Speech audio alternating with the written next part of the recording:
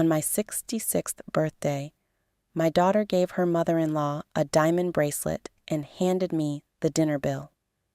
The bracelet came first. We were sitting in a private room at Bellini's, the restaurant where my late husband had taken me for every anniversary. My daughter, Claire, stood beside the table holding a velvet box. "This is for Diane," she announced, "for always being there for us."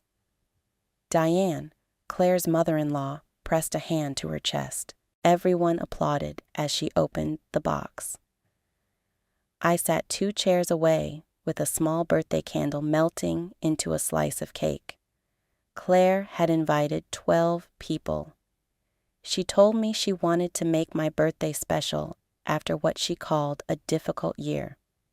My husband had died 14 months earlier. I had sold our larger house, moved into a townhouse, and spent much of the year learning how to make decisions without consulting the man who had shared them for 41 years.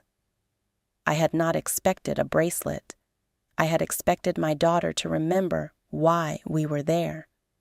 When the server placed the black folder beside me, I assumed it contained a birthday card. Instead, I found an itemized bill for $1,846. Claire leaned close. "We put everything on one check because you get better rewards on your card." I looked at her. "You invited me to dinner. We're celebrating you." "And Diane's bracelet?"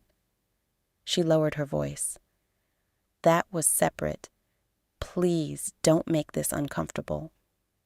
Across the table, Diane held out her wrist while Claire's husband fastened the diamonds. The bracelet caught the light every time she moved.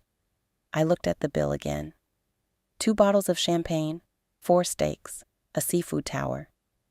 The bracelet may have been separate, but Diane's $78 entree was not. "I won't be paying this," I said. Claire froze. "Mom, I will pay for my meal. The person who made the reservation can pay for the rest." Her husband, Evan, heard me. "Is there a problem? Your wife handed the birthday guest the bill." He glanced at Claire. "I thought your mom offered." "She always pays for family dinners," Claire said. "Always." One small word containing years of assumptions. I had paid for graduation dinners, engagement dinners, baby showers, Christmas brunches, and one disastrous family reunion at a lakeside resort. My husband and I could afford it, and generosity had felt joyful when he was alive.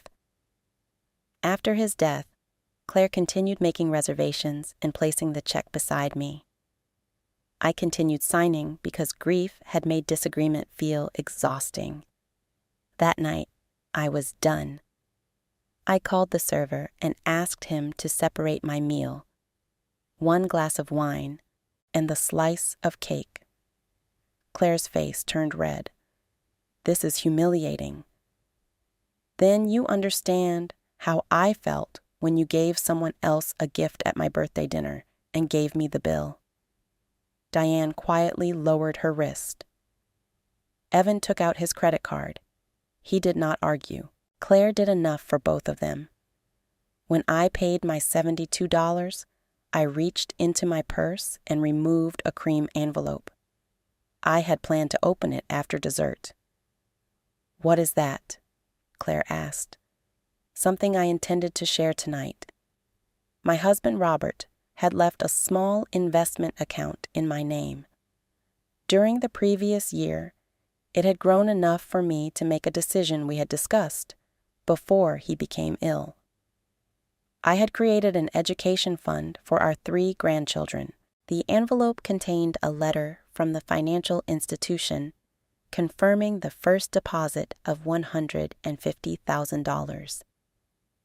Claire had spent months worrying that I might use too much of my money traveling or improving my new townhouse. She did not know I had already protected what Robert and I wanted the grandchildren to receive. I slid the envelope back into my purse. It's no longer the right time, I said. We left the restaurant separately. The next morning, Claire called 7 times. I answered the 8th. What was in the envelope? Not how are you, not I am sorry. Good morning, Claire. Was it something about Dad's estate? It was personal. I'm your daughter. Yesterday, I was also your mother. That did not stop you from treating me like the family credit card. She insisted the dinner had been a misunderstanding. She said Diane's bracelet was a thank you for helping with the children. She said I was jealous. The bracelet was not the problem, I said. The belief that my invitation included an $1,800 obligation was the problem. For the first time in years, I reviewed every recurring expense connected to Claire's household. I was paying for a family phone plan, 2 streaming services, and the annual membership at a warehouse store. I sent her a list and gave her 30 days to transfer each service. She accused me of punishing my grandchildren. I responded by paying the grandchildren's school activity fees directly. They lost nothing. Claire simply became responsible for adult expenses that belonged to her. 3 weeks later, Diane called me. I owe you an apology, she said. I expected a defense of Claire. Instead, Diane explained that she had not known the dinner was for my birthday until she arrived. Claire had told her it was a family appreciation dinner. I would never have accepted that bracelet in front of you if I understood, she said. You do not need to return your gift. I already did. She had taken the bracelet back to the jeweler. The refund covered most of the restaurant bill. That changed something between us. Diane was not my rival. She had been placed in the center of a performance she did not design. We met for coffee the following week. For 2 hours, we compared the things Claire and Evan had told each of us. They had asked Diane to babysit by saying I was unavailable. They had asked me for money by saying Diane had refused to help.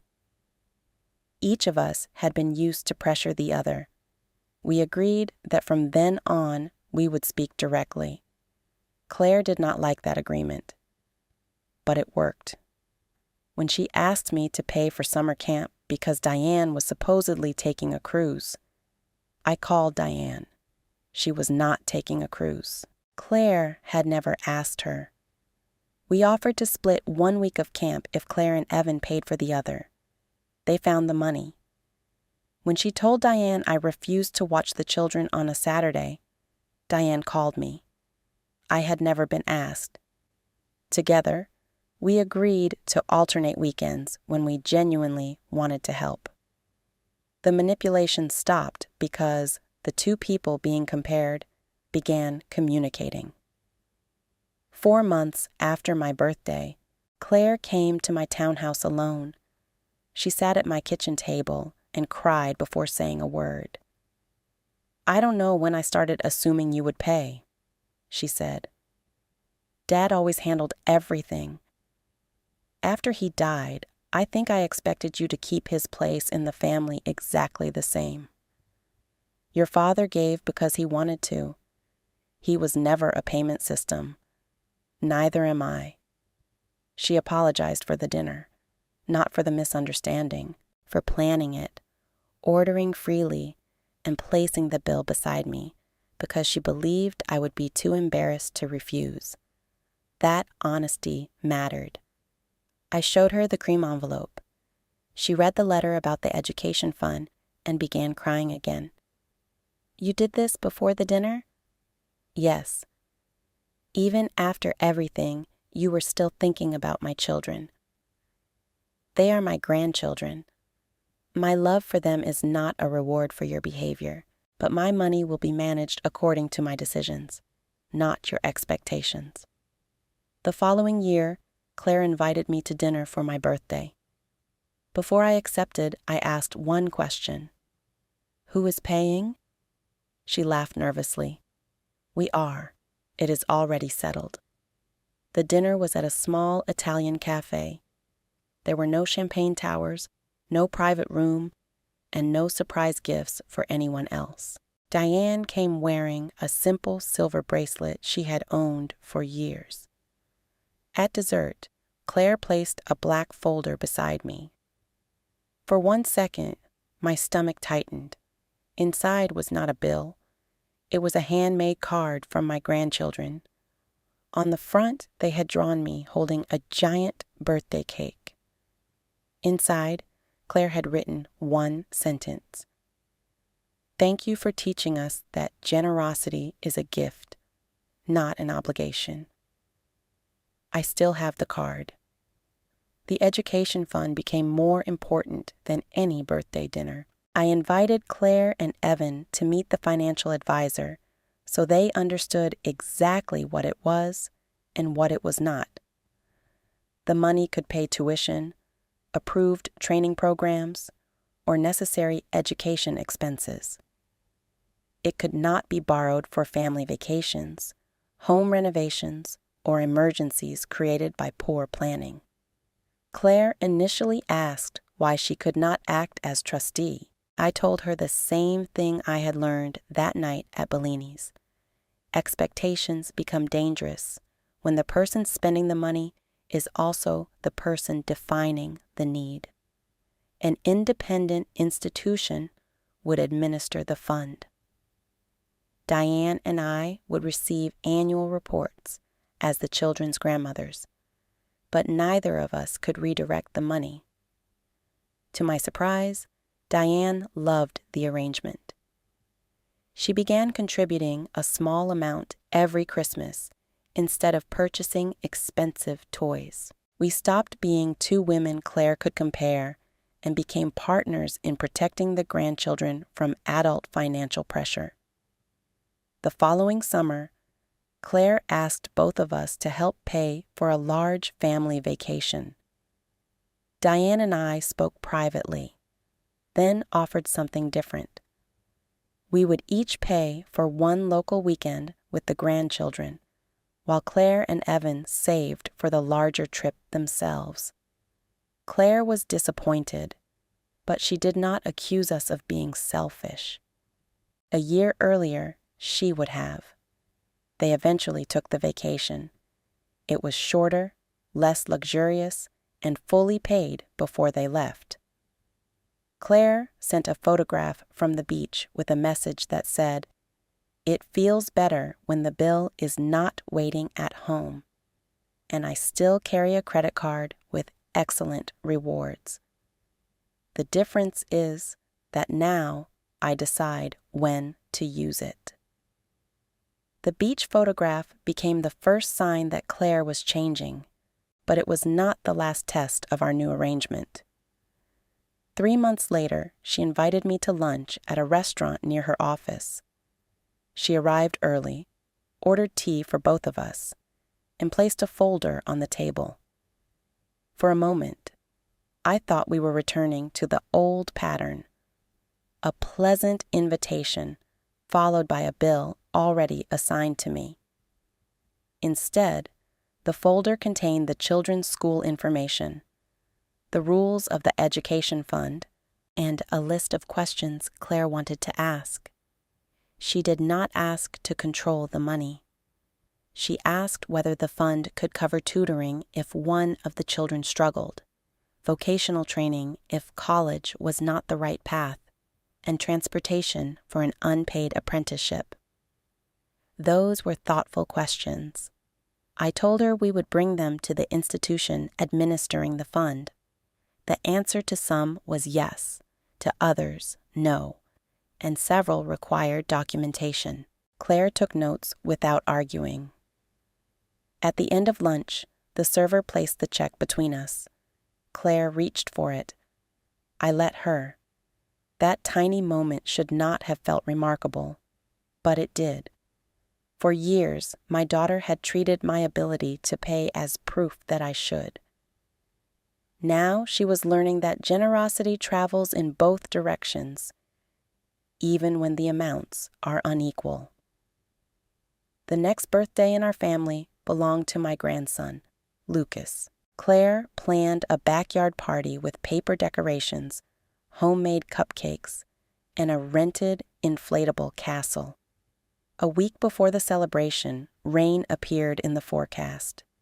She called me in tears and said an indoor children's center had an opening, but the deposit was $600. I asked what she wanted from me. The question surprised her. In the past, she would have expected me to understand that panic was a request. She said she wanted advice, not money. We discussed moving furniture, borrowing a canopy from a neighbor, and telling parents to bring rain boots.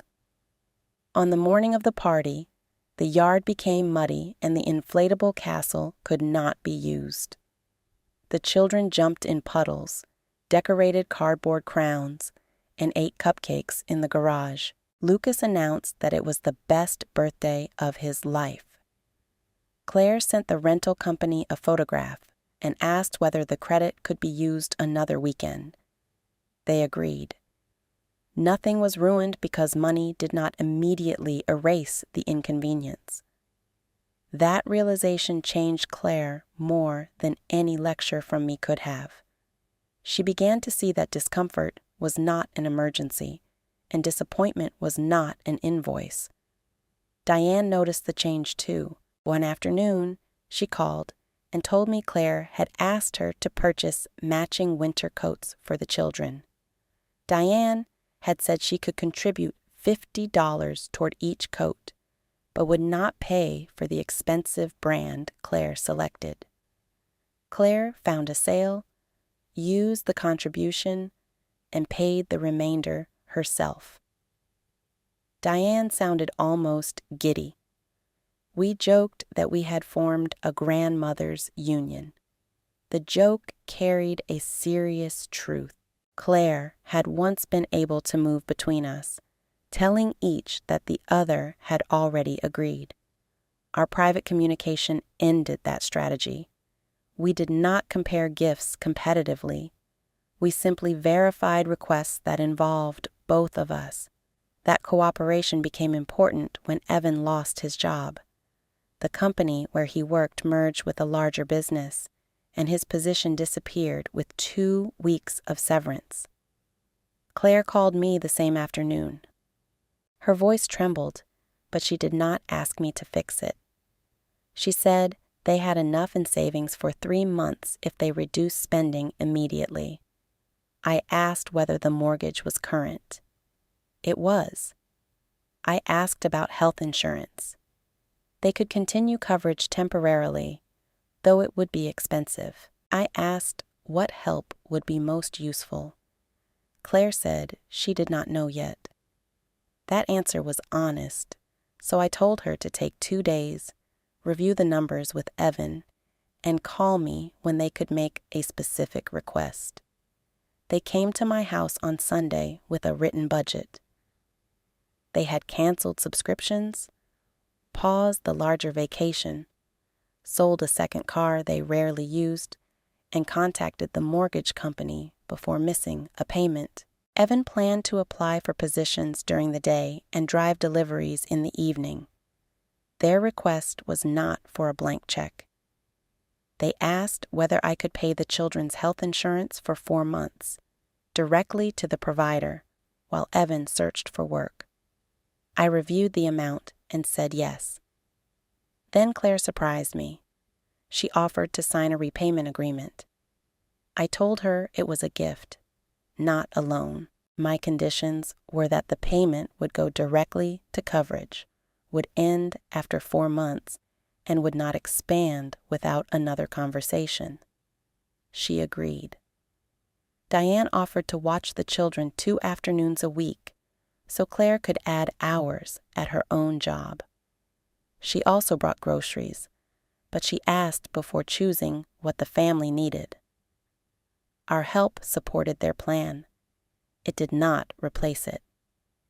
Evan found a new position in the 3rd month.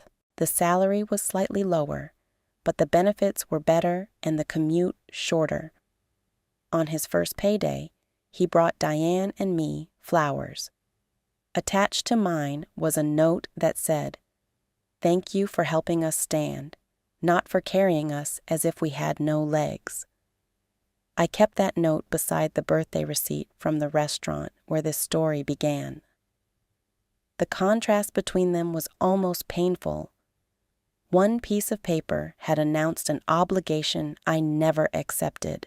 The other acknowledged help that had been requested clearly and received gratefully. The education fund continued to grow. Each year, the institution sent reports showing contributions, investment changes, and approved uses. The money belonged to a purpose, not to whoever could tell the saddest story at the right moment. When Lucas was diagnosed with dyslexia, Claire remembered our lunch conversation. She gathered the evaluation, tutoring plan, and school recommendation.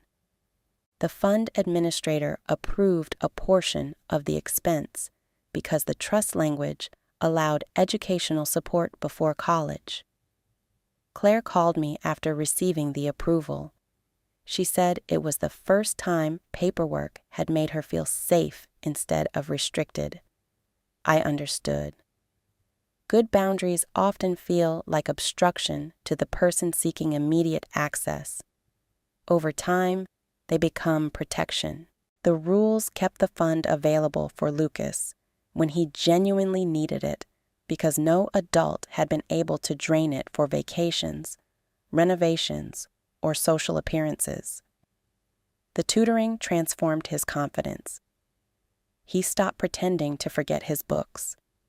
He began reading graphic novels aloud to his younger sister.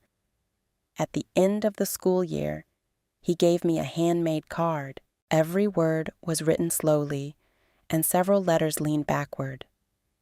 Inside, he had written, "Grandma, thank you for helping my brain find its own road. No expensive bracelet had ever meant more to me." Claire's relationship with money did not become perfect. Neither did mine. I sometimes offered too quickly because giving made me feel useful. She sometimes asked indirectly because old habits return when people are tired. The difference was that we could now name the pattern before it controlled us. Once, during a family dinner, Claire sighed dramatically about the cost of replacing their dishwasher. I asked whether she was sharing information, requesting advice, or asking for financial help.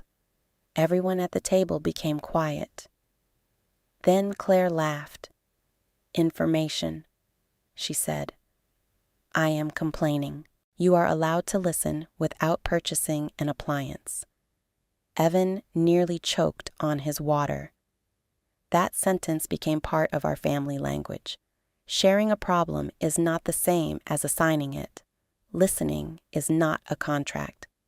Sympathy does not automatically open a wallet. 2 years after the birthday envelope, my own birthday approached. Claire asked what I wanted. I told her I wanted dinner at her house with no surprises involving my credit card. She promised. When I arrived, the table was covered with mismatched plates and flowers from the garden. Lucas had made place cards. His sister had decorated a cake so enthusiastically that half the frosting leaned toward one side. Diane was there, wearing the bracelet Claire once pressured me to buy for her. After dinner, Claire handed me an envelope.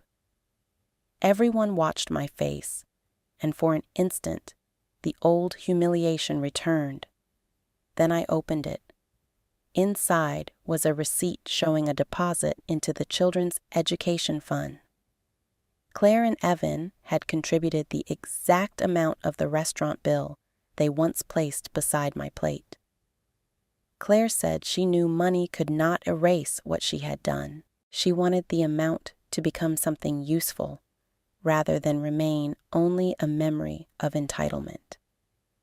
I did not need the gesture. but I accepted it. Apology is strongest when it does not demand that the injured person declare everything forgotten. Claire did not ask whether we were even. She simply showed me what she had learned. Later that year, Diane faced a medical emergency. She needed surgery and several weeks of recovery. Claire immediately volunteered my guest room as a place where Diane could stay because my house had fewer stairs. Then she stopped herself. She turned to me and asked whether I would be comfortable making the offer. I was. Diane stayed for 12 days. Claire organized meals and transportation, but she sent me the schedule before making commitments in my name. Evan installed a temporary rail in the bathroom after asking permission. The children drew pictures for the guest room wall. Care filled my house without taking it over. That experience taught all of us that boundaries do not make family life cold or transactional. Clear consent creates room for deeper generosity because no one is secretly measuring what has been taken from them. When Diane recovered, she and I reviewed our estate plans together. We were both uncomfortable at first. People our age are often encouraged to discuss death as if it is only a technical event. In truth, estate planning exposes every family assumption. Who expects the house? Who believes caregiving earns ownership? Who sees savings as future relief from their own choices? My attorney helped me write instructions that were precise. The education fund would remain separate. My house would be sold unless a beneficiary purchased it at an independent valuation. Personal items would be selected through a fair process. No child could use gifts I made during life to argue for a larger share after death. I also wrote a letter to Claire. I told her that the inheritance was not a final birthday envelope waiting for her to open and spend. It represented decades of work, restraint, and choices. I wanted it to support stability, not appearances. Most of all, I wanted her to remember that she was capable of building a secure life without treating someone else's resources as the missing piece of every plan. I placed the letter with my documents and told her where it was. She did not ask how much she would receive. That omission was another sign of growth. The largest test came when my granddaughter, Ava, was accepted into a summer arts program overseas. The tuition, travel, and housing cost far more than the education fund could cover under its annual limit. Ava was talented and the program was prestigious. Claire called both grandmothers and asked if we could meet. At the meeting, Ava presented the program herself. She showed us the curriculum, safety arrangements, scholarship applications, and the money she had saved from a weekend job. She did not say that everyone else was going or that we would ruin her future by refusing. She asked whether we would consider contributing specific amounts after the scholarship decision arrived. I saw 3 generations in that room. A granddaughter making a clear request. A daughter who had helped her prepare without turning hope into entitlement. 2 grandmothers free to decide. The scholarship covered half. Ava's savings covered part of the airfare. Claire and Evan contributed what their budget allowed. Diane and I each gave the same modest amount, paid directly to the program. Ava earned the remaining balance through a community art sale. She painted small portraits of pets from photographs and worked for 6 weekends. By the time she boarded the plane, the trip belonged to her in a way a fully funded gift never could have. She returned with sketchbooks filled with train stations, faces, and narrow streets. She gave me a watercolor of two older women sitting at a cafe table. Between them was an empty chair with a handbag resting on it. She titled it, "The Grandmothers Who Ask." I hung it above my desk. Years passed, and the grandchildren grew. The fund paid for books, tutoring, and later a portion of tuition. It never funded a luxury car, a destination party, or an adult's debt, because the rules were consistent. No one had to wonder whose persuasion would win. Claire eventually became the person other relatives called when they were struggling to set limits.